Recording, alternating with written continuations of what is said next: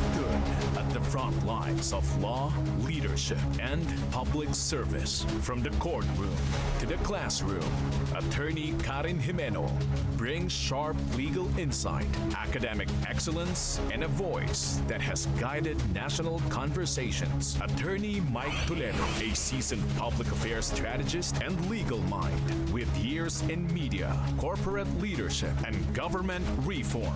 Together, they bring law to life with experience, integrity, and the courage to ask hard questions. Two minds shaped by the law. Two voices trusted in and out of the courtroom.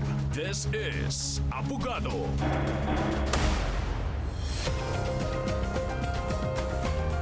Good evening and welcome to another episode of ABOGADO, where legal minds engage in sharp, principled dialogue on today's vital constitutional issues. I'm Attorney Mike Toledo. And I'm Attorney Karen Jimeno.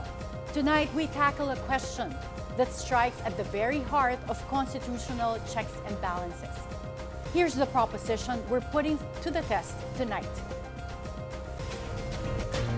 The ultimate constitutional check on those who hold the highest power. In theory, it protects the Republic. In practice, it tests it. Under the 1987 Constitution, the House of Representatives initiates. The Senate tries, and both are expected to act with integrity, independence, and in accordance with law. But what happens when procedure becomes the battleground? Can one chamber question how the other performs its duty? Some argue that these tensions threaten the system of checks and balances. Others say they are part of a dynamic process meant to uphold accountability as we confront questions of power, procedure, and principle. We ask, does Congress' handling of the impeachment process comply with constitutional standards and principles of due process?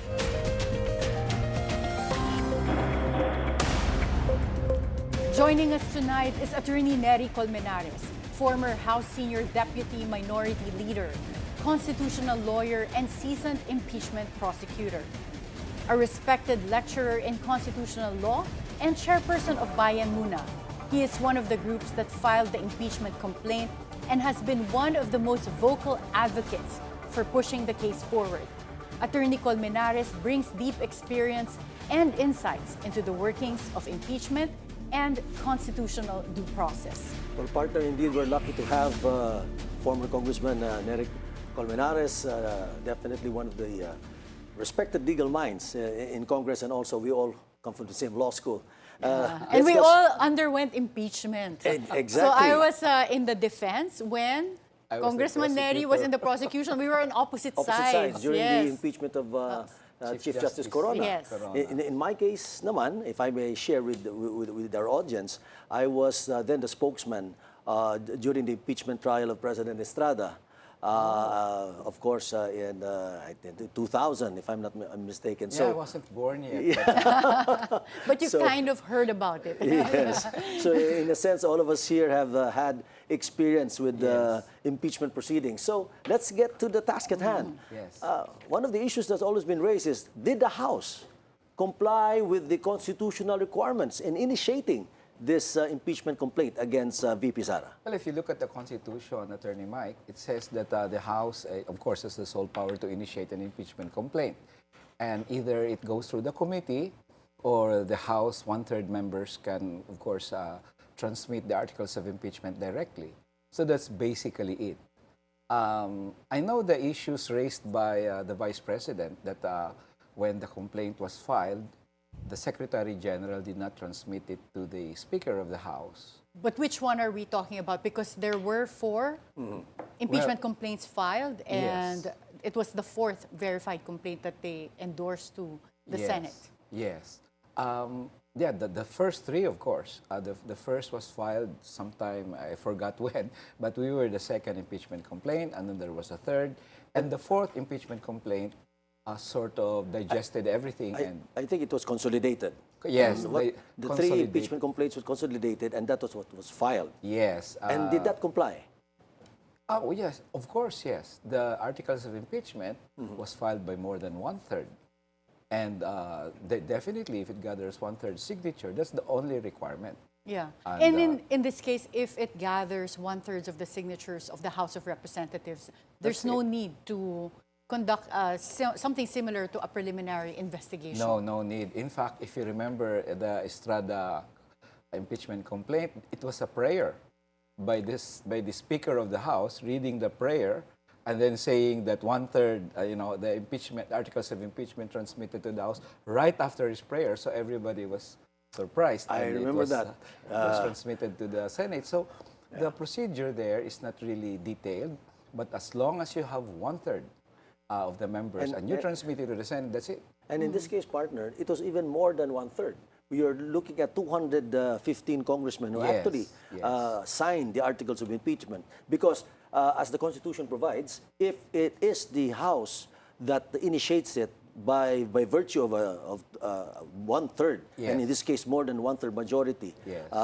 signed the impeachment complaints, that is already, in essence, the articles of impeachment. is correct. That should therefore then transmitted to the Senate. Yes, Okay. that But is another correct. question I have when it comes to complying with the requirements of the Constitution, did the endorsement of the fourth impeachment complaint violate the one-year ban rule under the Constitution? No, because the Constitution says no impeachment complaint shall be initiated against that particular public official more than once a year, of course.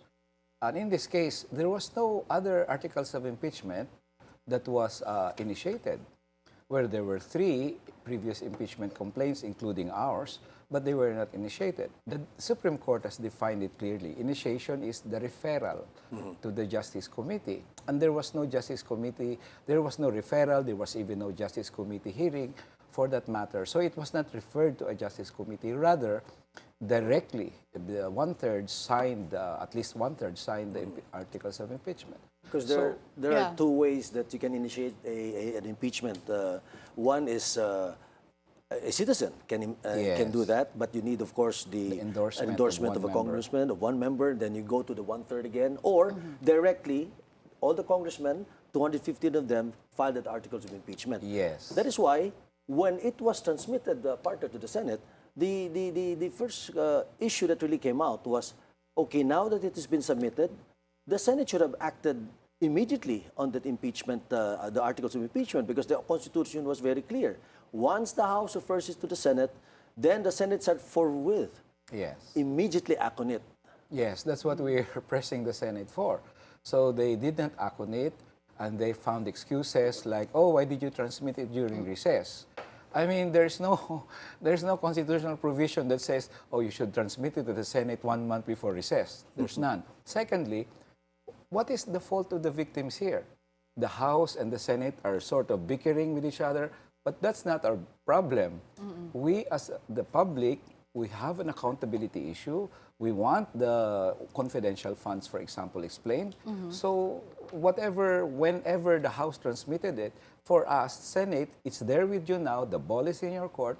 Try it, because it's about accountability of this impeachment. Well, since we're first talking about how the House handled this impeachment or the 4 impeachment complaints, what about the assertion of Senate that the House of Representatives sat on the impeachment complaints for a long time, and then suddenly, when it came to Senate, minamadali daw sila? Well, actually, they shouldn't blame the House. Kami mismo, the public, minamadali sila. Because we want the 125 million pesos confidential funds of Sara Duterte, for example, explained. And for us, there is no constitutional provision that you can transmit to the Senate in giving the Senate time before recess. No, there's none of that. In fact, the rules even of the Senate are clear. Once the articles of impeachment are transmitted, you should convene the trial court. So I don't see any reason for this debate between the House. Why now? Why not before? Especially since that's not our problem. Why should we get blamed? Why should the Filipino people suffer just because the Senate think the House transmitted it late? Secondly, it's not really late because they could have convened the impeachment court right there and then. We have always argued that the legislative processes of the Senate, it does not bind the impeachment court. In fact, the impeachment court has a life of its own, with or without the Senate legislative calendar. I think, partner, that's something na siguro i-explain talaga natin sa ating mga kababayan na Yes. nakikinig. And I'm glad na minention mo yan, no? Kasi ang Senado, sa ngayon, may legislative functions. Yeah. Kailangan nang malaman ng ating mga kababayan na pag naging impeachment court na ang Senado, ibang function na yon. Yes. Totally different. The impeachment Same- court itself is a Correct, continuing body, correct. not And- like the legislative Yes. body. Yeah. And at the end of the day, it may be the same people, parehong tao, same personalities, but they are already sitting as senator judges in an impeachment court. Correct. Kaya nga, they have to take a solemn oath. Talaga makikita mo naman sa oath na sinabi nila, no, during that time, and that they will abide by the rules of the impeachment and et cetera, et cetera. Kaya siguro kailangan malinawan talaga ng ating mga kababayan na pag nag-impeachment court na yan, hindi sila exercising legislative functions. Iba yon. Yes, because the legislature, of course, tagagawa sila ng batas. Dito, hindi sila gagawa ng batas eh. They will try an impeachable official, whether that impeachable official is fit to continue office or not. And there is a sort of a decision here where ang sabihin nila, you're not fit, therefore removed ka from office, or if they acquit, of course. So iba ito eh, hindi ito kapareho. In fact, the Senate rules itself says that once the impeachment court is convened, it will hold sessions at a certain period, and the legislative session shall be suspended. Meaning to say, iniiba nila na pag may impeachment trial, ang legislative session isuspend mo yan. At ito nakalagay sa rules. Legislative sessions, if any, shall be suspended. Ibig sabihin, pwede palang walang legislative session ang Senate, ibig sabihin recess, tuloy lang yung impeachment It court. takes precedence. Yeah. The But, impeachment will I'll- take precedence. I'll ask you guys to take a step back because after this section, we will really concentrate on The Senate Senate, as an yes. impeachment court. Okay. But when we look at the House, in terms of how this impeachment also originated, were there any irregularities in the way that the House ended up eventually with an impeachment complaint? In a sense that prior to this, there were several committee hearings that were conducted by Congress in the guise of congressional inquiries. But as early as then, Vice President Sara was already saying that ang plano naman talaga dito ay impeachment against me. So was the House of Representatives used as a way to fish for evidence against the Vice President? Well, I don't know what the purpose of the House hearings were. But it came to light because of the House hearings. Remember, it was a member of the Makabayan Bloc who actually mentioned the 125 million pesos na confidential fund. And so we were saying na dapat imbestigahan. So the House investigated. Will the evidence gained from an official congressional investigation be used in the Senate impeachment trial? Of course, yes. I mean, that's how the cookie crumbles here. Because there was an investigation at hindi naman pwedeng maimbestigasyon. Nalaman na nagdispalko ka o may ninakaw ka. Tapos precluded na ang House from filing an impeachment case against you because it underwent a congressional hearing. No. The more reason that there should be an impeachment case because a congressional investigation ferreted out the evidence. We don't care about the purpose, the motives of some members of the House. That's their own motive. But for us, the motive here is very simple. May public funds binigay sa'yo. Pinapa-account lang naman eh. Explain mo nga. Eh hindi mo ina-explain o di-impeach ka. Pero wala bang prejudicial question involved here, considering that when we're talking about confidential funds, then this is subject to the Commission on Audit, Yes. their findings, and therefore we should wait for the findings of the COA before the impeachment complaint makes that as one of the articles of impeachment. That's an evidentiary rule. Maybe the defense would say that in the trial, oh, you don't have a COA findings here, so what's the, what's the weight of your evidence? But that's not even an issue of admissibility. The issue here is just maybe how heavy or how light is your evidence. There's no need to wait for that. Secondly, we don't know if COA, audited the confidential funds. But with or without a COA audit, if there is a reason to file the impeachment complaint, in which case the mere failure to account for public funds entrusted to you is actually a criminal offense under the revised penal code. Any public official with custody of public funds, and when you're made to account, you don't account for it, that's a criminal act. So you can actually be charged in court for that. So, the fact is, the Vice President failed or refused to answer the questions kung saan niya dinala ang 612 million. And for us, that's a legitimate cause of action on the part of the complainants to go to the Senate, in this case, for an impeachment. Kung hindi lang siya impeachable, baka sa ombudsman na siya dinala eh. Kasi that's really major, 500 million pesos. Bakit hindi na lang nga ba sa ombudsman? Because the immunity from suit in the Constitution, for me, it's very clear it applies to the President, but I know it's a gray area. It's a gray area. As to whether that applies to the Vice President. Yes, it's a gray area. For a long period of time, people believe that if you're an impeachable official, you cannot be charged in court. And the only exception was created by President Duterte himself when he filed the case against Leni Robredo. So ngayon, kung mukhang na-break na ang ganong doktrina, kumbaga. But we don't know. It's a gray area. It's an impeachable official subject to an ombudsman case. There was an investigation, a Supreme Court case before na the ombudsman may investigate. Yes. But, I think that's a good point that you raised, no? And siguro para na rin ma-inform ating mga tagapakinig, no, taong bayan.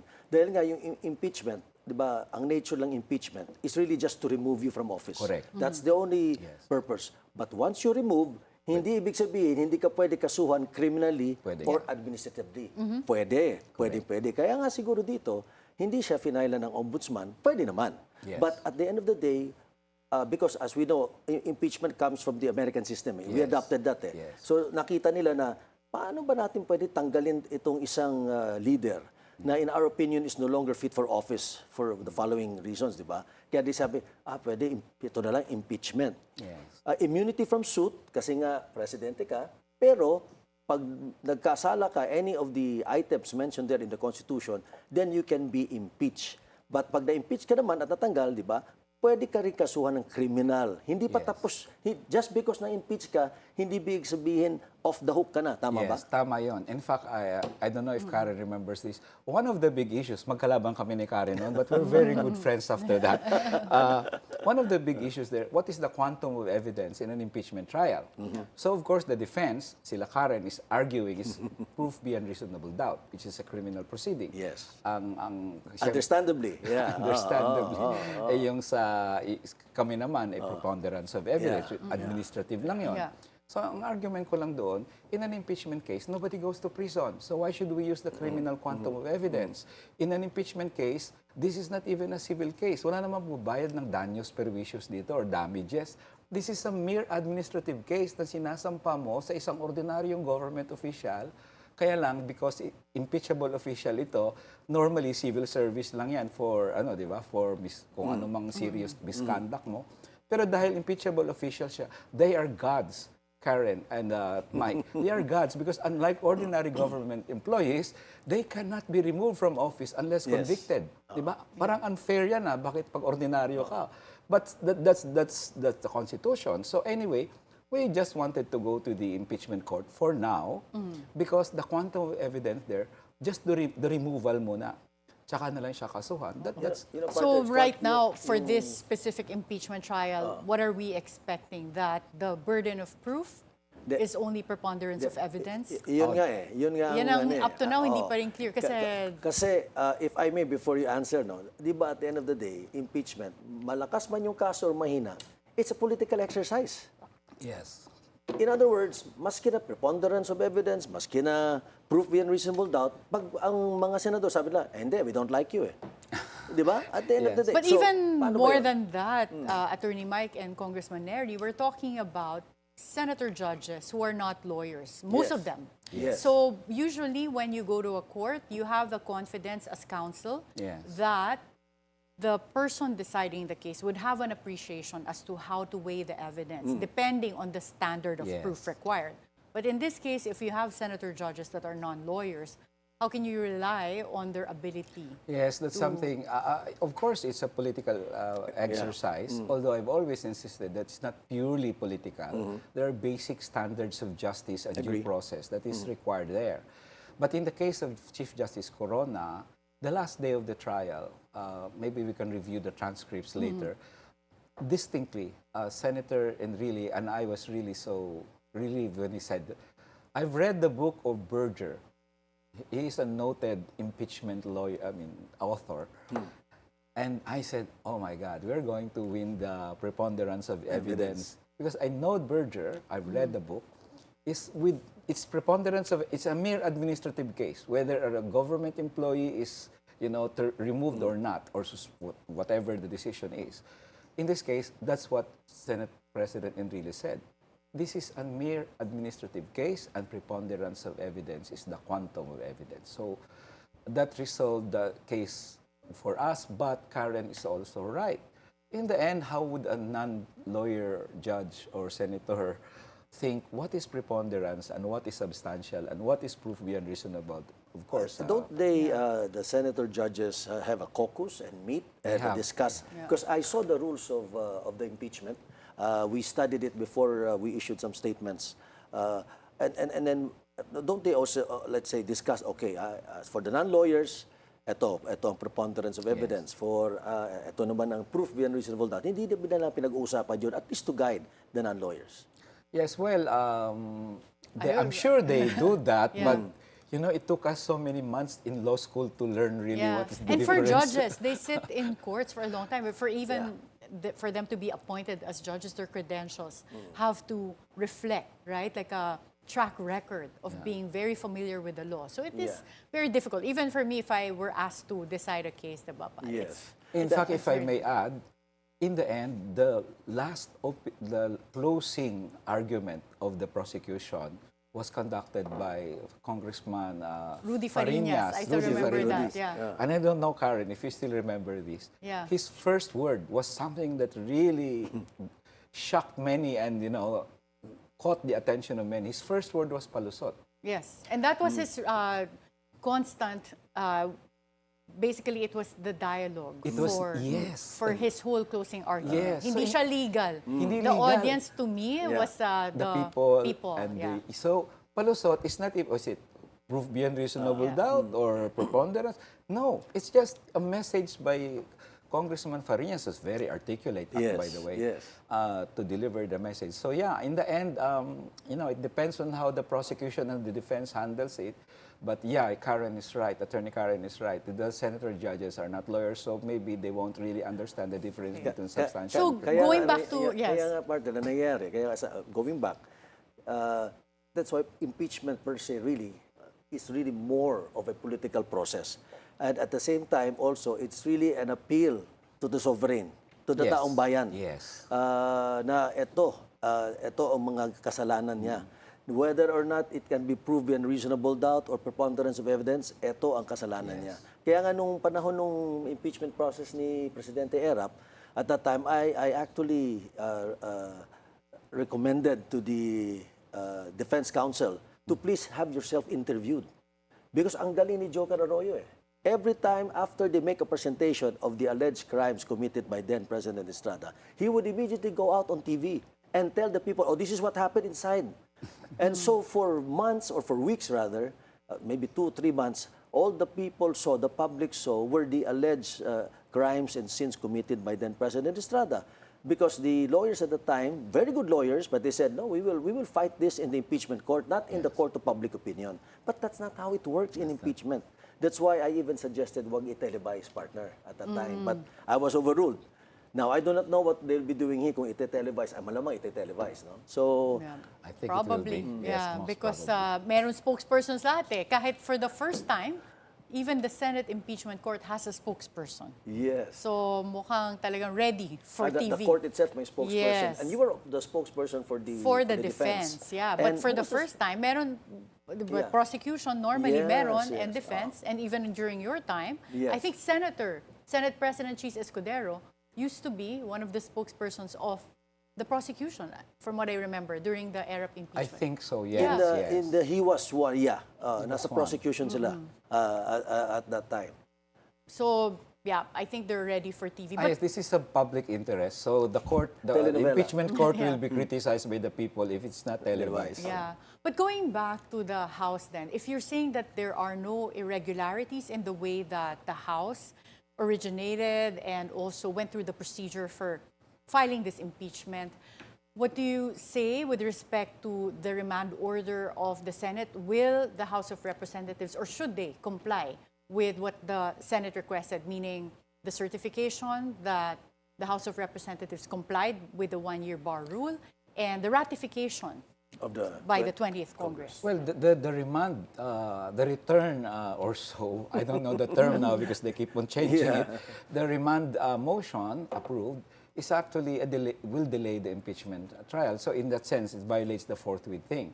Secondly, it's not even practical because once the prosecution is there, you can ask them, did you violate the Constitution when you filed this or transmitted this? Are you willing to prosecute this case? Which is, of course, no judge has ever asked a party, are you willing to prosecute? Kaya nga ako nag-file judge eh. Tapos tatanungin mo ako if I'm willing, di ba? But in any case, that for us, that is killer yung remanda. That's a killer, impeachment killer. Why? The first question was, It's novel. constitutional ba ito o hindi? Tingin nyo ba? But the second question is addressed to the 20th Congress. So the 19th Congress cannot answer it. So we're going They're to going to have to wait wait. for Yeah. August, right? So that's the killer provision there. So yung remand nyo, going back again to Chief Justice Corona, when the first few sessions of the trial, that was precisely what was raised. The issues of is this constitutional, violated the due process rights of the respondent. In that case, however, it wasn't one of the senator judges who raised it. It was Justice Cuevas, the defense, Yes. which rightfully, I mean, he needs to raise it because that's a question. But it was settled there and then because the prosecution answered it. Pwede namang sagutin ng prosecution yan, but nyo i-remand. So kaya the public is suspecting, you want to delay this kasi pag darating na sila sa June 11 ang prosecution So why even bother to remand it? Hintayin yung pagdating nila sa June 11, then you ask them the question. So did you follow the Constitution when you transmitted Can you this? explain what happened in the sense that, okay, riniman ng Senado, binalik, which already raises a lot of questions, di ba? Yes.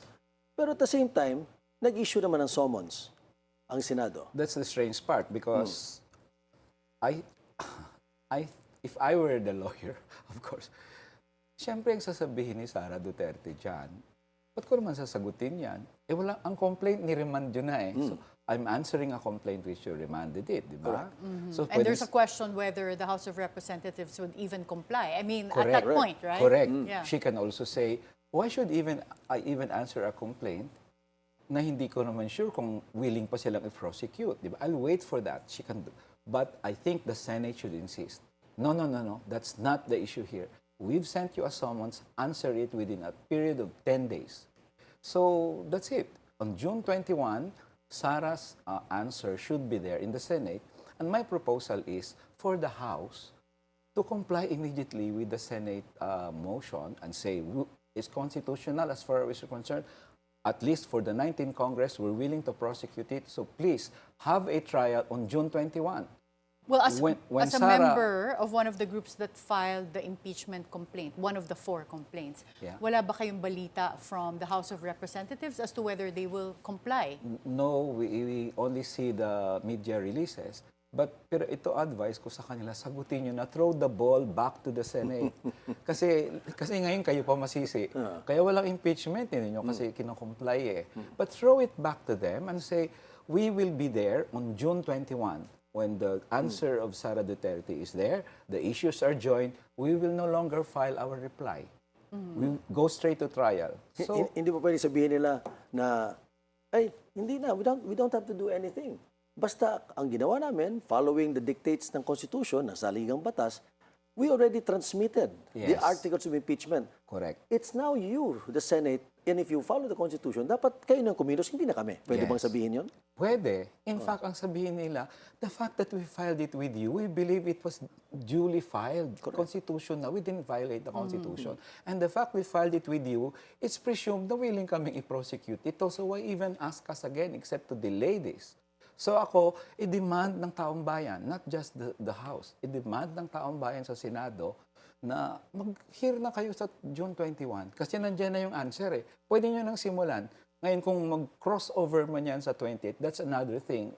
By June 30, let's cross that bridge. But for now, you start on June 21 and you continue hearing the case before the June 30. Well, I have another question. There's an existing petition in the Supreme Court that Yes. was filed by Vice President Sara Duterte back in February, which raised the issue of the violation of the one-year ban rule. That's a legal question. Yes. But since that issue is pending with the Supreme Court, can the impeachment court raise that this is a prejudicial question as to whether the trial should No, proceed? they can't.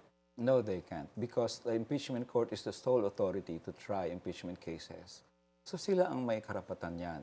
Now, the question, of course, unless may TRO siguro, I don't think that if Supreme Court will restrain the impeachment court anyway, then, so be it. But we continue with the trial. Otherwise, Attorney Karen, what the impeachable official will always do is every time there's an impeachment, you file a case before the Supreme Court. And then you file again. And then somebody files again. And wala ng impeachment trial. No, I don't think that it's prejudicial. The impeachment court has to try, no matter what the decision of the Supreme Court would be. And, again, cross the bridge once the Supreme Court decides. But the trial continues as of now. Well, now that we're looking at the Senate, what is your expectation when it comes to what's going to happen next, Attorney Neri? But before you answer that question, we'll have to take a short break at the fourth Abogado. We'll be right back. Sorry, may isang morning show. Abogado will be right back. That's your morning show. Yeah. Or automatic. This is the big-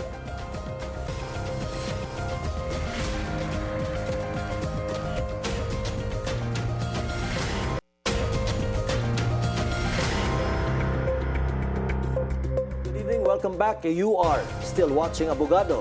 We've been unpacking the constitutional and procedural questions surrounding the impeachment of Vice President Sara Duterte. And with us is none other than former congressman and a legal luminary, if I may say, Attorney Neri Colmenares. So, Attorney Neri, let's go back to what the Senate did here in terms of remanding, returning the articles of impeachment. Well, the question I guess I have is, isn't the Senate Impeachment Court also allowed to make their own rules? Because everyone says the impeachment process, the trial itself is sui generis. So it really doesn't follow the rules of court that we're used to as lawyers when we appear in litigation cases. So yung mga ginagawa nilang innovations right now, isn't that legally allowed? They have the power to draft their own rules, the impeachment rules, except that it should abide by the Constitution. And for me, the remand decision is a violation in the sense that it really distracts forthwith. Because now, you'll have to wait until August. And that's not forthwith. If we've waited for 4 months, we're going to wait for another 2 to 3 months. So that's a violation in itself. Secondly, this, as I mentioned a while ago, it's not even practical because you can ask it directly. So now you've stymied the entire procedure merely by remanding it and probably giving Sara Duterte, Vice President Duterte, the excuse. You've remanded it, so, why should I answer?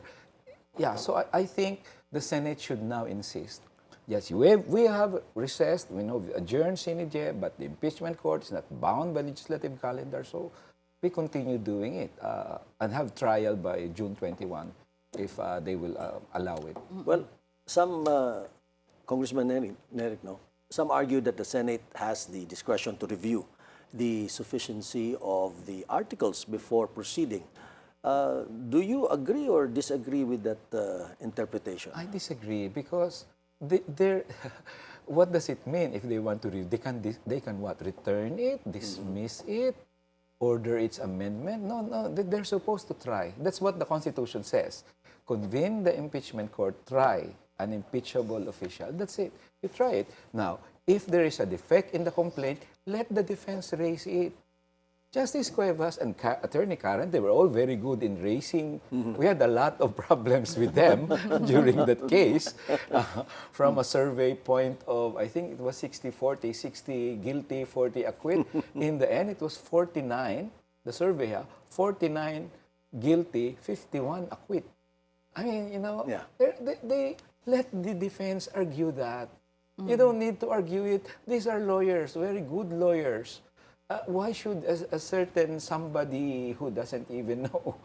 I mean, you know, let the senator judges, as we've said, they're just there to try it. They're not even lawyers. So why lawyer for somebody when you don't need to? So, yeah. If they have questions of procedures, impeachment, may defect ito, let the defense raise it. Kaya nga, Who are we partner, to? yun yung exactly ang sinabi dun sa PhilCon sa statement. Diana, how come the senator judges are acting as defense counsel? Correct. When itong mga rin-raise daw nila, ay dapat, doon na sa trial yan. And then, i-raise na nila as defense counsel. Yeah. Well, I guess the other question I have when we're talking about the composition of the Senate impeachment court, of course, everyone says this is a political process. And since we have senators there, there would be political alliances. But when it comes to those that are pro-Duterte, anti-Duterte, there have been calls for recusal, and also inhibition.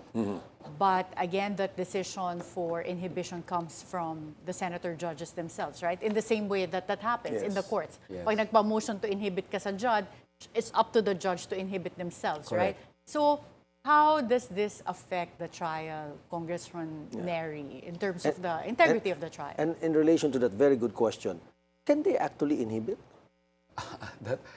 First, We asked for an inhibition before, nung time ni Chief Justice Corona's trial. I don't know if you remember. I forgot that The now. defense asked for the inhibition certain- of certain, Senator Judge Frank Drilon. okay.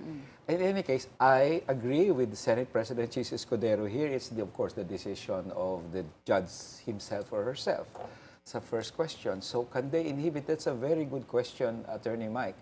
Because I don't know if they can inhibit. But anyway, if you ask for the recusal of 18 judges, walang quorum, then the impeachment dies. So I wouldn't even go that far. Oo nga, no? Interesting. Kasi nga tama rin, that's going to be a technicality. Wala na namang quorum. Kulang. Kasi sa partner, di ba, ako lang, and I don't know if you agree with this, Congressman Yes. Neri, di ba, senator judge ka na, nag-oath ka na, Yes. nag-oath ka na following the provisions of the Constitution. Yes. Therefore, it is your responsibility to comply with your oath. Yes. And you cannot inhibit yourself. Hindi ba pwede nating sabihin yun? Yes, it's a very novel, untraveled road. So, sa akin, practical na lang. Pag pina-inhibit mo yan, sino mag-hear? Diba? So, baka mawalan ng quorum, dihado ang publiko. Kasi we will never get to know the answer to the $612 question. So, So for you, it's important to really have the trial so that there's Yes. an opportunity to lay down the evidence. yes, because the impeachment trial is, we don't know if they're going to convict or acquit. We don't know that. But at least there's a forum where the public can see, totoo ba itong si Mary Grace Piatos? Does she really exist? Tinanggap niya ba talaga ang pera na to? Para saan yan? Surveillance o para lang i-party-party niya? I mean, you don't know. We just need to know the answers because this come from the people. Didn't come from the senators, didn't come from the House. It came from the people. And the people have all the right to know where it went. Okay, well, I have an extra legal question, meaning it's outside of the legal field. But then, because we're talking about a political process, whose interest is it to delay this? Because actually, I think before the Senate impeachment court convened, it was in the front pages that President Bongbong Marcos said he doesn't want an impeachment. So, in our experience, Congressman Neri, back in the impeachment of Chief Justice Corona, then President Benigno Aquino III, si Pinoy, was very vocal that he wanted the impeachment of Yes. the Chief Justice. Pero dito parang iba eh. So, is that part of the delay? Who's causing the delay? And then, or is it also strategy on the part of the prosecution that they're waiting for there to be enough senator judges that will vote to convict. No, I don't know if they're expecting that in the next Congress, in the next Senate. But for me, the President should not intervene. We don't care about the opinion of President Marcos here. The fact is, there is an impeachment complaint by the Filipino people, and so it must be tried. Now, whose interest is this? The fact is, it benefits the Vice President. So, Pag may delay, you mean? Pag may delay, I mean, whose interest is it for? I don't really know, but it's, siyempre, if I were, the Vice President, I would like the delay. Because I think, this is my opinion from a biased complainant here, if trial ensues, I don't think she has a very good explanation of where at least the 125 million pesos spent in 11 days, in December at that, during holidays. I think that's a very, it's like, if I go to the ICC issue, it's like an ICC trial. If it continues, if there is an ICC trial, I don't see any evidence on the part of President Rodrigo Duterte to be presented to the court which says, wala akong kinalaman sa EJK, ha? What evidence is that? So trial for the Vice President and even President Duterte is unacceptable. Once trial sets in, I think it's a foregone conclusion, if all things are fair, that there will be a conviction, because there is no evidence, at least from my point of view, that they can present to show that they're innocent or not guilty of the charges against them.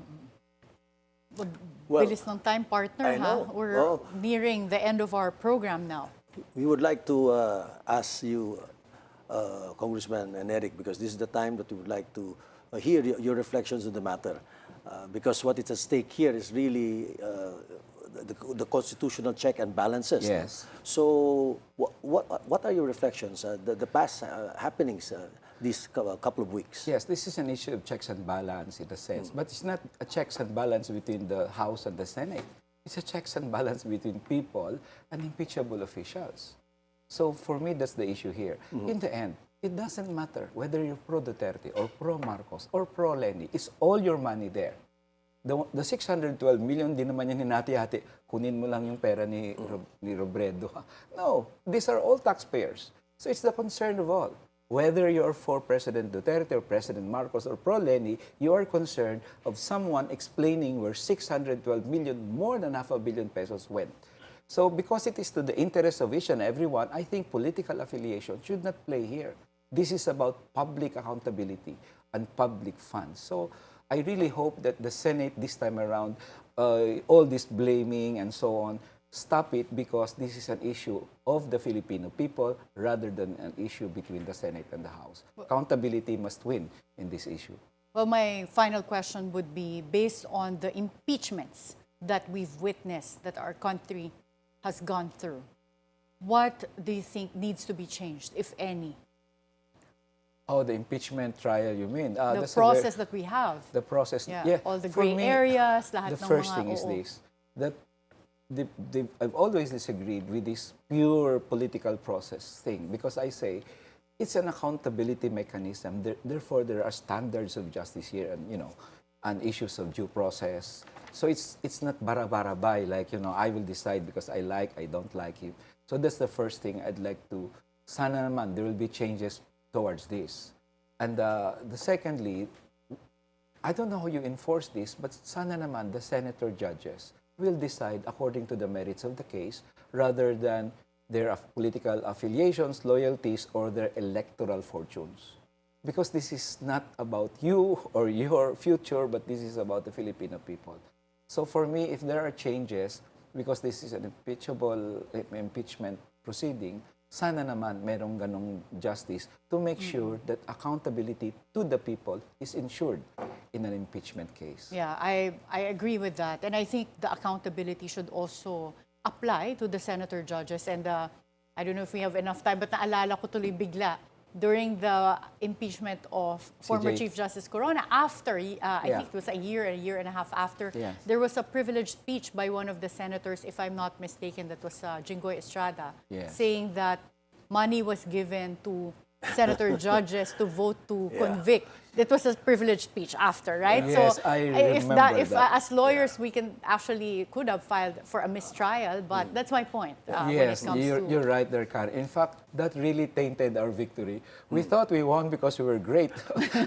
Then some senators say, well, actually we were given how many, 50 million or something. It's not 50 million in cash, I think, but it's project. You know. It's like project. It's like 50 million PDAF. pesos. It was the PDAF, PDAF. like Yeah. pork If not barrel. mistaken, Whether pork barrel or Yeah. cash. Yeah. For me, oh my God, I thought we won this fair and square. And then here comes this privileged speech. Yeah, you're right, Karen. It must not be about you, Senator Judge. It must be about the Filipino people yes, and on the merits of the case. like and you on the said. merits of the case. Well, Attorney Mike, I think marami na tayo na pag-usapan, pero bitin, no? Sana Yeah. next time we can have you here, Yeah. especially Yeah. when the trial progresses. Exactly. And you know, partner, what struck me the most in this discussion, no, and it's so glad really that we have no less than Congressman Neri here, is talagang siguro, pag talagang tignan natin to, kasi this ongoing drama, if I may call it a drama, this will really see how strong our institutions are and how strong our loyalty or fidelity to the Constitution is, di ba? Kaya nga, talagang dapat sundan natin ang proseso at tignan natin kung ano man ang resulta, at least dumaan sa tamang proseso. You're right, Oo. you're right. Ang impeachment kasi sa aking pananaw, partner, political talaga yan in nature. Kaya nung panahon ni Bill Clinton, when he was impeached, but he was being tried already in the Senate, what happened there was the Republicans and the Democrats, just even if the evidence was strong, especially on the perjury side, Voted along sabi party nila, lines. nag-decide na sila na, alam mo, wag na natin to ituloy. Remember? Kasi it weakened the American presidency. How can an American president who is supposed to be the global world leader negotiate with other countries if he is he was impeached and might be convicted in the Senate? Yes. Kaya talaga at the end of the day, Are we talking about the Clinton impeachment? talagang politika siya, but I agree, during the hearing itself, the process, kailangan talagang na may rules. Yes, I agree with that, Attorney Mike. You see, who is at trial here? It's not merely the Vice President who is in trial here. It's the accountability mechanisms and the checks and balance of the entire government, whether this thing still works or not. So makakala nila it's just the Vice President who's being tried here. No, under trial dito, ang tingin ng taong bayan, whether we can trust the mechanism of accountability or not. Whether or not this accountability mechanism for impeachable officials can be depended on by the people on issues na hindi na nila kayang i-hold accountable because these are impeachable officials. So for me, yes, dapat malinaw yan sa mga senador, sa congressman, at sa Malacanang that this is not merely about the Vice President on trial, but this is about the accountability mechanism of this government which is on trial here. Okay, and on that note, dapat yan yung next debate issue na, no? Siguro kailangan Should to we part 1, amend part 2, part 3, the impeachment or abolish it? But yeah, we'll just see. But thank you so much, Congressman Neri. Very insightful discussion today. And the impeachment process, as you know, has challenges, not just for public officials, but the institutions that hold them accountable. And that's why conversations like this matter. Hope our viewers can come away better informed about how the Constitution works and how it must be respected. This is Abogado. Good night. Good night.